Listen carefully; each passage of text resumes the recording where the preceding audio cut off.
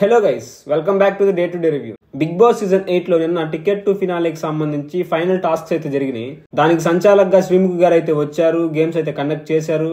ఆ గేమ్స్ చూస్తున్నప్పుడు అయితే నాకు ఏందయ్యా స్వామి, టికెట్ టు ఫినాలేకి సంబంధించిన గేమ్స్ ఇవేనా, ఏంది ఇంత చిన్నవి పెట్టారు అని నాకైతే అనిపించింది. మీలో ఎంతమందికి అలా అనిపించిందో కామెంట్ చేయండి. ఇంకా నిన్న ఎపిసోడ్ లో కొంతమంది గురించి పర్టికులర్ గా మాట్లాడుకోవాలి. అవినాష్ గురించి కానీ, నిఖిల్ గురించి, టేస్టీ తేజ గురించి, విష్ణుప్రియ గురించి, పృథ్వీ గురించి, గౌతమ్ గురించి, నాగ్ సార్ గురించి, బిగ్ బాస్ టీమ్ గురించి, ఎలిమినేషన్ ఎవరు అవుతున్నారు, వీటన్నిటి గురించి క్లియర్ గా మాట్లాడుకుందాం.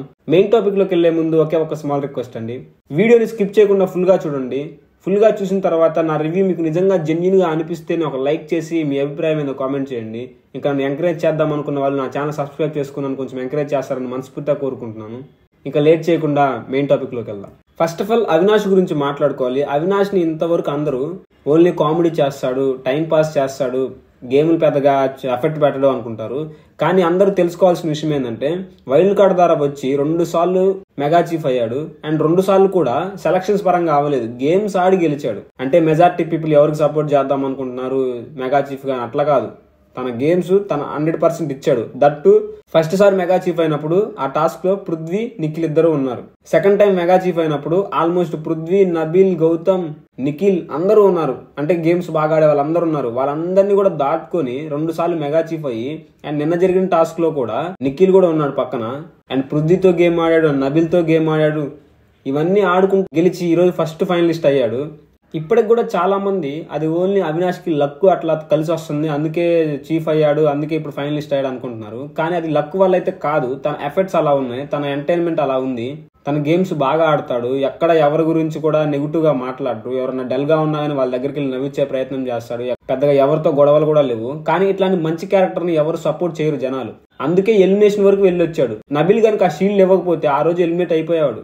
2 సార్లు మెగా చీఫ్ అయిన ఒక మంచి గేమర్ ని అండ్ బాగా ఎంటర్టైన్మెంట్ చేసే ఒక పర్సన్ ని ఎలిమినేషన్ లో పెట్టారంటే అది ఎవరు తప్పు? జనాలు తప్పు. పృథ్వీ లాంటి అగ్రెసివ్ క్యారెక్టర్ ని, బూతులు మాట్లాడే వాళ్ళని, నిఖిల్ లాగా ఫేస్ మాస్క్ వేసుకున్న వాళ్ళని, కన్ఫ్యూజన్ లో ఏది పడితే అది మాట్లాడి అగ్రెసివ్ అయిపోయి మాటలు జారే ప్రేరణ అని వీళ్ళందరినీ సపోర్ట్ చేస్తారులే. కానీ సింగిల్ గా ఆడే గౌతమ్ ని సపోర్ట్ చేయరు. మంచి ప్లేయర్ అయిన అవినాష్ ని సపోర్ట్ చేయరు. నిఖిల్ ఫేస్ మాస్క్ వేసుకున్నాడు, తను ఫేక్ గా ఉన్నాడు అంటే ఎవరు నమ్మరు కదా. నిన్న కూడా ఒక విషయం అయితే జరిగింది. టికెట్ టు ఫినాలే రేస్ కి ఫైనల్ గా రోహిణి, అవినాష్, నిఖిల్ అయితే సెలెక్ట్ అయ్యారు. వీళ్ళ ముగ్గురు డిస్కస్ చేసుకుని 4th ప్లేయర్ ని సెలెక్ట్ చేయండి అన్నప్పుడు రోహిణి ఏం చెప్పిందంటే తేజాని సెలెక్ట్ చేద్దాము. తేజ 2 సార్లు గేమ్ ఆడాడు ఈ వారంలో, 2 సార్లు కూడా తన లీస్ట్ లో ఉన్నాడు. సో తనైతే మనకి గెలిచే అవకాశం ఎక్కువ ఉంటుందని చెప్పింది. సేమ్ అవినాష్ కూడా సేమ్ పాయింట్స్ అయితే చెప్పాడు. అండ్ నిఖిల్ అక్కడ ఎవరి పేరు చెప్పలా, అడిగినప్పుడు సరే మనం తేజాకి వెళ్ళిపోదాం అన్నట్లు చెప్పాడు. తర్వాత మళ్ళీ రోహిణి, అవినాష్ మళ్ళీ అడిగారు, నీ పాయింట్ ఏందో చెప్పు, నీ పాయింట్ ఏందో చెప్పు అంటే లేదు మీరు చెప్పింది కూడా నిజమే, తేజాని సెలెక్ట్ చేద్దామని చెప్పేశాడు. పృథ్వీ, నబిల్ నిఖిల్ని అడిగారు పృథ్వీని ఎందుకు సెలెక్ట్ చేయలేదు నువ్వు అని. అప్పుడు నిఖిల్ ఏమని చెప్పాడంటే నేను చెప్పాను పృథ్వీని సెలెక్ట్ చేద్దామని, కానీ వాళ్ళిద్దరూ ఒప్పుకోలేదు, టేస్టీ తేజాని సెలెక్ట్ చేశారు ఇద్దరు. సో నేను కూడా ఇంకా బలవంతంగా ఒప్పుకోవాల్సి వచ్చింది. అసలు నా సెలక్షన్ ఎవరు అని చెప్పేసి అక్కడ నాకు స్కోపే ఇవ్వలేదు, వాళ్ళు సెలెక్ట్ చేసుకున్నారు. ఎందుకంటే వాళ్ళు గ్రూప్ కదా, తేజ, రోహిణి, అవినాష్ ముగ్గురు గ్రూప్ కదా, సో వాళ్ళ ఫ్రెండ్ కాబట్టి వాళ్ళని సెలెక్ట్ చేసుకున్నారు అని చెప్పేసి నిఖిల్ వచ్చేసి పృథ్వీకి, నబిల్కి చెప్తున్నాడు.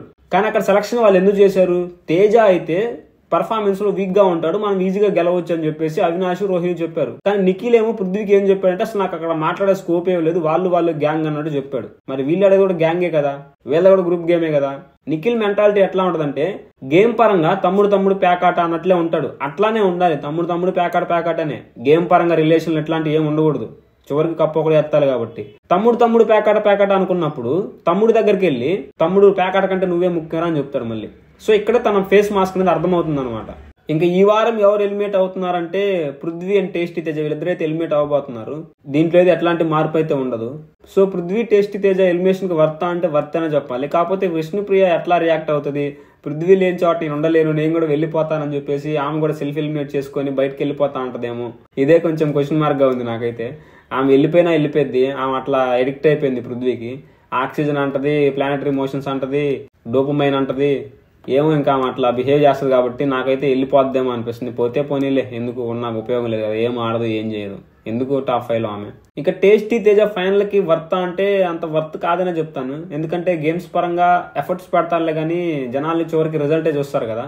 అండ్ నిన్న గౌతమ్ తో పెట్టుకున్న ఆర్గ్యుమెంట్స్ అయితే చాలా సిల్లీగా అనిపించింది. అది టేస్టీ తేజ నిజ స్వరూపమేమో, టేస్టీ తేజాలో ఈ యాంగిల్ కూడా ఉందా అని అయితే నాకు అనిపించింది. అసలు ఏం జరిగిందంటే, టికెట్ టు ఫినాలే రేస్ సంబంధించి కంటెండర్స్ గా సెలెక్ట్ చేసేటప్పుడు లాస్ట్ గేమ్ అదే వృతిక అండ్ పునర్నవి వచ్చినప్పుడు లాస్ట్ గేమ్ అయితే జరుగుతుంది. అక్కడ అందరూ ప్రేరణని సెలెక్ట్ చేశారు.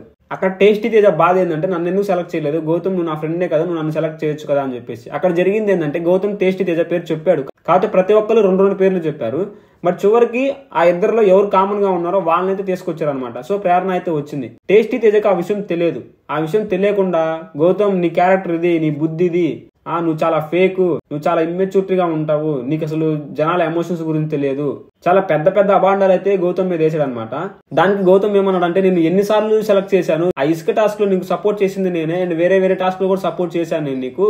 చివరికి ఫ్యామిలీ వీక్ అప్పుడు మీ ఫ్యామిలీ రాదు అని తెలిస్తే బిగ్ బాస్ దగ్గరికి వెళ్ళి, బిగ్ బాస్ నా ఫ్యామిలీని సాక్రిఫైస్ చేస్తాను, తేజ వాళ్ళ ఫ్యామిలీని రమ్మను, ఎందుకంటే టేస్టీ తేజ కదా ఒక అచీవ్మెంట్, పెద్ద అచీవ్మెంట్ తనకి.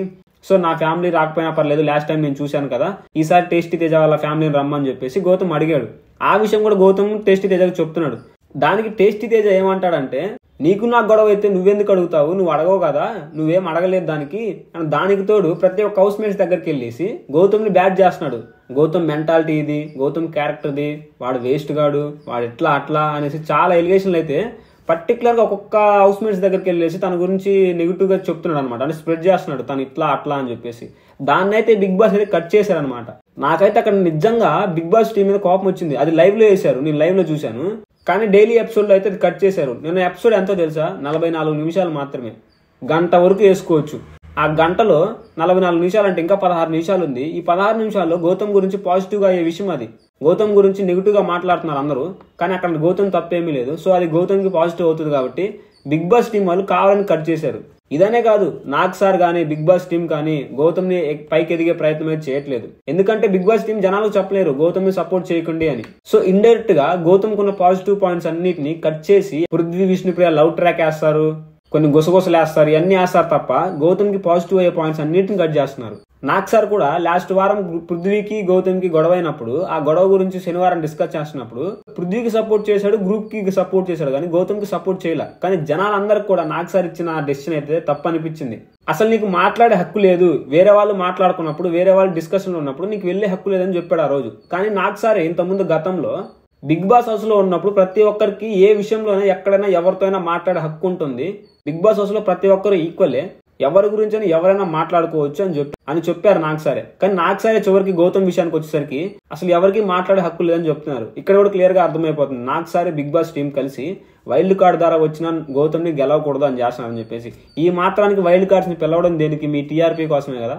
అండ్ నిన్న మనకి ప్రోమోలో, ఫస్ట్ ప్రోమోలో దోశ గొడవ ఒకటి అవుతున్నట్టు చూపించారు. మరి నిన్న ఎపిసోడ్ లో ఆ దోశ మ్యాటర్ ఏది, కనీసం అదన్నా వేయొచ్చు కదా. అసలు ఆ గొడవ ఏంది, ఆ ప్రేరణకి ఆ దోశ దగ్గర ఎందుకు గొడవ వచ్చింది, టేస్టీ తేజకి ప్రేరణకి ఆ దోశ దగ్గర గొడవ ఎందుకు వచ్చింది, అది మనం కూడా తెలుసుకోవాలి కదా. మరి దాన్ని ఎందుకు ఎపిసోడ్ లేదు, ఇంకా 16 నిమిషాలు ఉంది కదా, దాన్ని ఎందుకు వేయలేదు. బిగ్ బాస్ టీం అయితే వైల్డ్ కార్డ్స్ ని ఎక్కడ వరకు ఆపేయాలి అక్కడ వరకు ఆపేసే ప్రయత్నం చేస్తుంది. వాళ్ళైతే ఫైనల్ కి వెళ్ళకూడదు అన్నట్లు. అందుకే నిన్న టేస్టీ తేజకి ప్రేరణకి జరిగిన గొడవ కూడా లేపేశారు. మనకేమో హైప్ పెరగడం కోసం ప్రోమోలో పెద్ద గొడవ అయినట్టు చూపించారు, కానీ ఎపిసోడ్ లో అది లేదు. సో బిగ్ బాస్ సీజన్ 8 లో ఇట్లాంటివి చాలా గమనించాను నేను. ఒక ప్లేయర్ నిజంగా జెన్యున్ గా హైలైట్ అవుతుంటే ఆ ప్లేయర్ తగ్గించే ప్రయత్నం చేస్తున్నారు, అతనుకున్న పాజిటివ్స్ వేయట్లేదు. కొన్నిసార్లు బిగ్ బాస్ తీసుకునే డెసిషన్స్ కూడా చాలా వరస్ట్ అనిపిస్తున్నాయి, నాగ్ సార్ తీసుకునేవి కూడా చాలా వరస్ట్ అనిపిస్తున్నాయి. ఇట్లాంటి అయితే చాలా ఉన్నాయన్నమాట. ఈ సీజన్ నాకు అంతగా నచ్చకపోవడానికి కూడా కారణం అదే. వీళ్ళు ఎట్లా అన్నా ఏం చేసినా గానీ చివరికి హోస్ట్ గానీ బిగ్ బాస్ టీం కానీ సరైన డెసిషన్లు ఇవ్వకపోయినా, సరైన గేమ్స్ కండక్ట్ చేయకపోయినా ఆటోమేటిక్ గా సీజన్ మొత్తం నచ్చకుండా పోతుంది. సో దీనిపైన మీ అభిప్రాయం మీద కామెంట్ చేయండి. ఇప్పటి వరకు వీడియో చూసినందుకు నిజంగా థ్యాంక్ యూ సో మచ్ అండి. నా రివ్యూ మీకు నిజంగా జెన్యూన్ గా అనిపిస్తేనే లైక్ చేసి నా ఛానల్ సబ్స్క్రైబ్ చేసుకుని కొంచెం ఎంకరేజ్ చేస్తారని మనస్ఫూర్తిగా కోరుకుంటున్నాను. నెక్స్ట్ వీడియోలో మళ్ళీ కలుద్దాం. బాయ్.